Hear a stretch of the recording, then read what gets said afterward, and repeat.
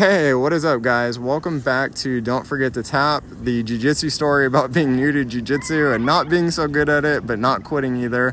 I'm very honored today to have a very special guest, a great training partner of mine, somebody with an awesome story and that can bring a lot of perspective. Ladies and gentlemen, Bruce Paquette. Hey, let's see. I'm 72, or going to be 72 years old, and what? Did I? Oh, sorry. Bruce just had a monarch butterfly land on his head, and it was that's awesome. good luck. That is good luck. Okay. So what got me into jiu-jitsu? A few decades ago, I was into judo with my kids, did some other kind of martial arts while I was in the Navy. When I got out of the Navy, I was injured, still, suffering the side effects of some stuff like that, but I always fought to move, always fought to keep active. And to be honest with you, I was really kind of shocked at the decrease in mobility and everything as you get older. Bending over and picking up a quarter is an Olympic event or some kind of crap.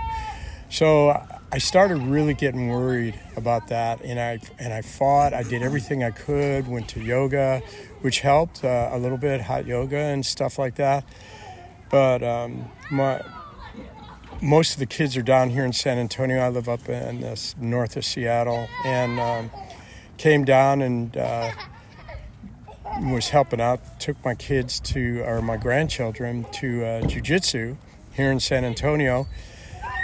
And I really miss being on the mat. Although I got to be honest with you, I really questioned whether or not I could actually get on the mat. But the instructors there, the professor, the coaches, the instructors, and really everybody there was like, yeah, the jiu-jitsu, this is for everybody. And I says, okay, well, I might as well take a chance, see what happens. And so I got on the mat, and I've been going at it for over a year now, and got my third stripe on my white belt. It's kind of hard because I've been going back and forth between San Antonio and Seattle. I had a chance to work out in the same club, only up in Marysville, but traveling circumstances and everything, I've been limited to how many classes I can go to. I think there's no way I could do this unless, like with Chris here, everybody's respectful of my age and my limitations. When I get thrown, no one pounds me into the mat. In fact, people really try to soften my fall, which is really good because it freaking hurts to fall at my age. When people, the choking's okay. I can handle the chokes. The arm bars and stuff, people are pretty gentle. So it's almost like yoga by force. Yes. You stretch your limbs and stuff. And, I had to make a decision. If I've seen so many people my age choose to be alive but not live, and the mobility just gets worse and worse and worse, where walking becomes a problem, everything becomes a problem. And I said, screw this. If I'm going to be alive, then I'm going to freaking live. So I go to jiu-jitsu, I work as hard as I can, sweat my frickin' brains off, breathing to the point of almost collapsing, and having a great time while I'm being tortured out there physically. And everybody's so supportive. I couldn't do it. And you think jiu-jitsu's an individual sport. It's not. It's a team sport. There's no way I could do what I do, improve the way that I do, without the help of everybody, like Chris, for instance, and all the coaches, the professors, my other classmates. Everybody's so respectful, and they'll check on me. How's your back doing? How's your shoulder? How's your knees? how's your head? Crying out loud, it's like an anatomy class, for God's sakes, because there's just, they're very mindful of my age, and I really appreciate it, and it makes it fun. What I've noticed is my stamina's gotten better. When I can bend down and pick things up, it's still kind of... Sorry about that. So it's just really what keeps drawing me back is the friendship. I mean, and just the idea that maybe, just maybe, I can improve a little bit better. I can get a little bit better. That's my hope. People keep asking me, how long are you going to go? And I'm going to go unless I'm freaking paralyzed or dead. I'm just going to keep going. I'll do the best I can, and that seems to be what anybody expects, if that helps. Absolutely. No, absolutely. And Bruce is an absolute pleasure to have on the mats. He's so much, he brings so much energy just when he steps in the door just to come in the first place. But at the same time, he's just a really great training partner too. He lets people work, but he also is not afraid to take the time to slow down and show me things. I think it was Thursday night. He really helped me through a couple of things that we're sitting here at my first competition. And all those details matter, and so Bruce is a phenomenal training partner. One thing, especially for people that served in the military, that I always kind of like to ask is, do you see any or a lot of similarities between serving in the military and jiu-jitsu? I would have to say the camaraderies, that connection, belonging to a team and a group of people that have a very similar goal. It's much, much more supportive than the military. Let's just be honest here. Anybody who's out there listening to this, you have your good leaders and co-workers, and you also have the bad ones too. It seems like in jiu-jitsu, it's 99.999% good. Meet you guys up there. There's a real fellowship there, I think. Absolutely. Very much, probably the same like church or any positive organization, I would think. So.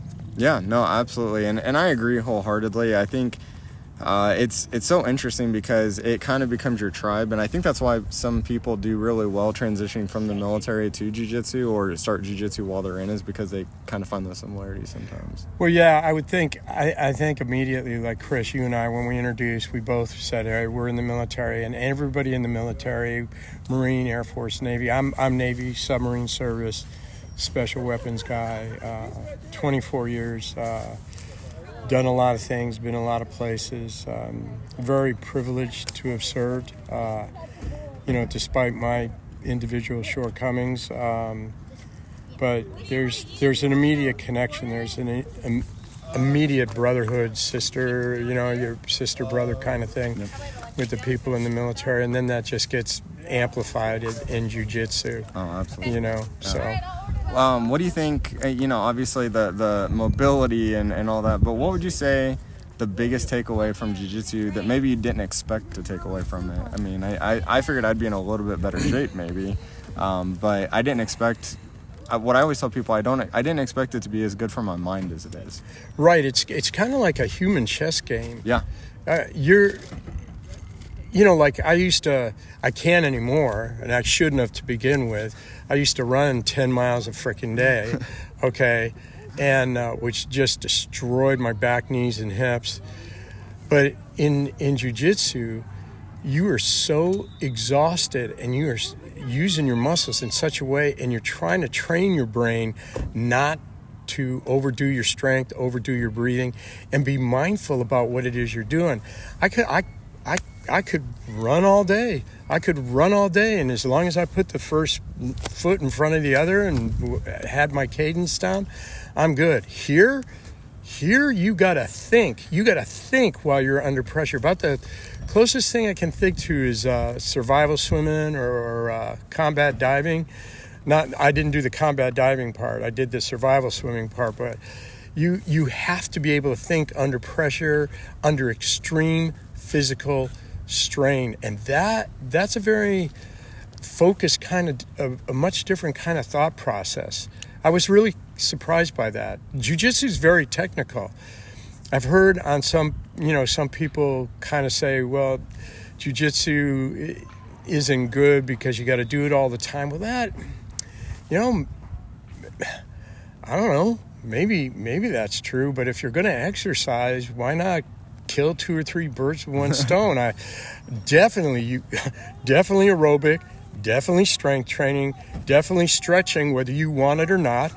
Okay, but also, you're learning self-defense skills and stuff like that. It's just amazing. Yep, absolutely. And I think, too, to really capture on that, like you were talking about the combat swimming and things like that, well, in general, life brings pressure and it brings stress and it makes you think under stress, and that comes every day in big amounts and little amounts. And I think when you learn to adapt through jiu-jitsu how to deal with that under pressure, something about life seems less threatening when you can survive being choked out by somebody. Well, yeah, I think, so like a few months ago, I was walking down a trail, minding my own business, hiking, and some high school kid and his girlfriend in pajamas, for whatever reason, started throwing insults and like wanted to say, yeah, I'll kick your ass kind of stuff and all this kind of stuff. Now, prior to jiu-jitsu, I definitely would have engaged the individual, but because I was taking jiu-jitsu, I was able to breathe and said, I don't really need to do this. However, I felt very confident had the person kept walking towards me. Even if I didn't win the fight, I was going to make sure that individual, he was going to remember it, so yeah. And I think that confidence paired with that ability to think critically and under pressure, I think critical thinking is one of the most underrated skills there is. Yeah, absolutely. And to avoid conflict in the first place. To avoid it in the first place. Absolutely. And I think there's so much respect built into jiu-jitsu, so much respect, that it becomes part of your nature to respect everyone you see, and to want to support everybody you see, if that makes sense. That was something totally unexpected, one of the big things, so I talk about, like most of us, I think I talk about jiu-jitsu way too much outside of jiu-jitsu. And I always tell people, hey, come try it out, come check it out and everything. And, I think you eventually run into kind of the same stuff, like, oh, it's not for me, or, that's, I'm just too old, I'm too young, I don't bend that way, my body doesn't work like that, whatever the excuse might be. And I always tell them, I was like you said in the beginning, jiu-jitsu is for everybody, What would you, if somebody was out there and they were thinking about trying jiu-jitsu, what would you say to them? I'd say go do it. Yeah. Just go do it. Walk in. Say, hey, I'm new. I want to try this out. And don't give up. Do not give up. Just show up every day. I'll be honest with you. Sometimes, because I try to work out every day, my body's screaming at me, literally screaming at me. What are you, nuts? You want me to shut down? You want to die? And I force myself to go, but it's the second I walk in that door, before I even get on the mat, the second I walk on the door, the handshakes, the hugs, that we're glad to see you, draws me in. Then we start the warm-up, and then the real torture begins, but it actually feels good. Yet it feels, at the end of it, you feel like, whoa, look what I just accomplished. Yeah, absolutely. And that's even if you don't even feel like you learned something that time, you don't realize it, but you did. Yeah. And you're physically stronger, more physically agile, more just more endurance, more everything. You don't even realize it till after the fact. Absolutely. So just go, just go, and let it. I make this my primary exercise program. That's what I do. This is my primary. I got other stuff I add to it when I can, but nothing gets in the way of this, and it won't. And now, I've been injured before when I was in judo. In a match, I've had an ankle broken. I've got paralyzed over a weekend. Some heavyweight in judo. They don't divide you by weight class. Drove me into the mat like I was a nail, and but that hasn't happened in jiu-jitsu. Their number one thing is be careful, remember who you're working with. So I will work, they'll actually pair me up against my grandchildren, which are in elementary school and in middle school and in high school. Okay, now the high school ones definitely kick my freaking butt. But I got a move that I can use on them that's kind of illegal. I start tickling them, and they complain to the professor. They go, he's tackling me, or he's doing this, that, or the other thing that's illegal. But I get away with it because I'm the grandpa. The younger ones, like, they can even choke me out or quickly get me in an arm bar. But it's being connected to my family that was the number one draw to go, And you guys really have made it a family scene for you guys. Yeah, there's me. There's, I say my son, he's my stepson, and then all the grandchildren underneath. I'm trying to convince other grandchildren to go.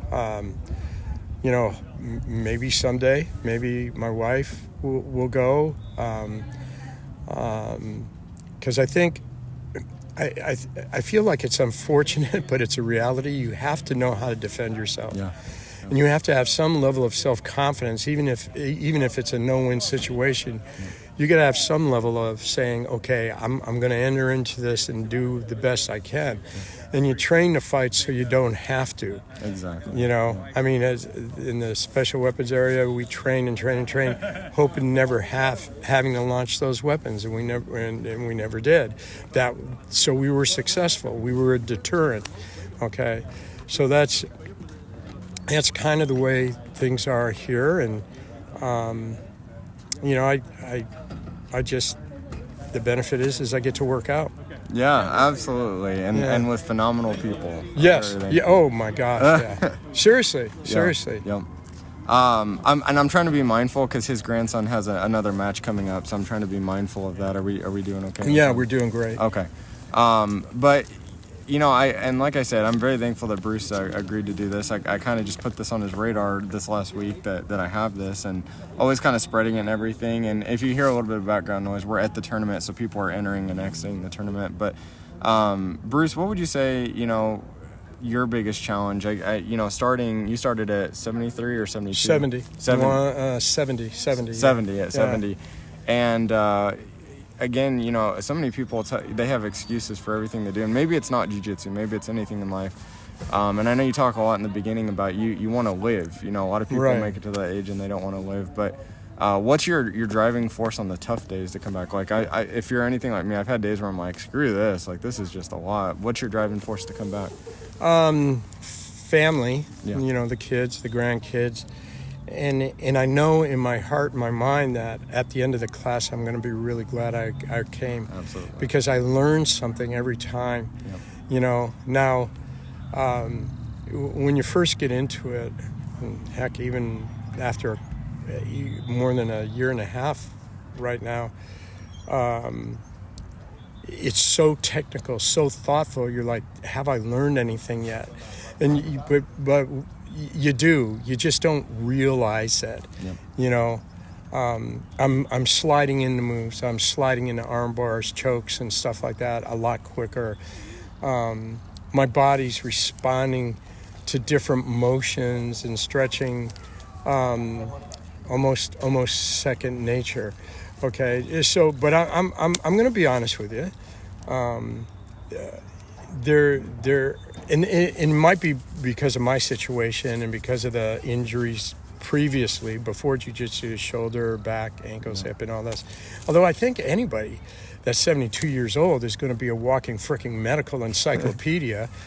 But the pain's there, but I don't want the pain to rule me. Yeah. I don't take medicine for the pain. Zero. Okay, if I get, I've been in a couple surgeries. Yes, I'll take. I've had a skin cancer treatment, which was brutal beyond freaking belief. I have never asked for pain pills before in my life, and I told the doctor, "You better give me some now," because it was so freaking painful. But yes, I feel pain before, after, and during, and I just say, okay, it was there before I started jiu-jitsu. So what's the difference? Yep. The difference is I'm alive. Yep. If that makes sense. Absolutely. I'm alive. I'm doing something with my kids, my grandkids. I'm doing something. And that's worth it. That's awesome. No, and it's so powerful. I love to hear that. That's the absolute best. And like I said, I'm being mindful of his time. I'm gonna give final thoughts to Bruce before I close this out and everything. Bruce, any final thoughts, favorite moves, favorite things that you've taken away, just anything at all that you'd like to share with the people and the listeners on this? I would encourage you to go. I would encourage you, if you got grandkids, bring them. Family members, bring them. Make it a family thing. I would encourage you to go, because the way they teach at Gracie Barra Jiu Jitsu, it's so supportive. So I've been at a gym up in Marysville, Washington, and I've been to a couple down here in San Antonio. They are all the same. There's a level of expertise in their teaching. There's a level of compassion in all their teaching, and just a welcomeness. Do it so that your life, so you can enjoy the life you got now. And if you're younger than 60, younger than 50, heck, if you're in your 40s, stand by. Because old age isn't made for wimps, dude. And I'm telling you, if you don't fight it now, you're really going to be sad. You're going to look in the mirror and go, I should have listened to that old suck and started bending, stretching, working out, doing something, because I'm a freaking walking mess now, you know? So seriously, I was... If you'd have told me in my 30s that I would have been limited the way I was, I'd have laughed in your face. I was swimming, running, judo, weights, everything. Blah, blah, blah, blah, blah, blah, blah. And then all of a sudden I got injured. I had to stop a bunch of stuff. And then all of a sudden my body said, oh, yeah, you like this, huh? And it just froze up. And I see people struggling, my age, struggling just to do normal everyday stuff. Don't wait. Don't wait. Floss your teeth or you lose them. Exercise or you're going to lose your freaking body and you're going to be captured in it. Trust me. Not fun. Seriously. Absolutely. Ladies and gentlemen, Bruce, I can't thank you enough for your time. And I know you're getting ready to go watch your grandson go kick some more butt. Devin's a beast. I'd love to get him in here at some point. Yeah. But Bruce, thank you for everything. Thank you for your advice. Maybe in the future, if you ever, you're always welcome back on, and just appreciate your time so much. Chris, to tell your story and do this. So. Well, I hope it works. Yeah. Thank you so much. Thank you guys, everybody, for listening as always. And if all else fails, don't forget to tap.